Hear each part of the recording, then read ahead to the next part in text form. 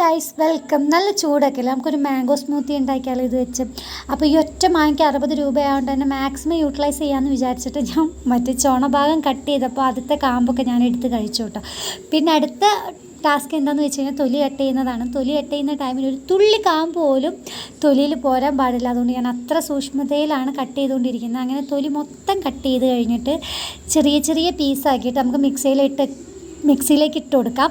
അതിന് മുമ്പ് അതിൽ പുഴു ഉണ്ടോ എന്നുള്ളത് നമ്മൾ ഞൊട്ടി വിളിച്ച് നോക്കണം. അങ്ങനെ പുഴിയില്ലാന്ന് കൺഫേം ചെയ്തിട്ട് അത് കഴിഞ്ഞതിന് ശേഷം ബാക്കി വന്ന കാമ്പ് ഞാൻ കഴിച്ചു. എന്നിട്ട് ഇതാ മിക്സിയിലിട്ട് നല്ല വെണ്ണ പോലെ അരച്ചെടുത്തു. വെള്ളമോ കാര്യങ്ങളോ ഒന്നും ചേർത്തിട്ടില്ല.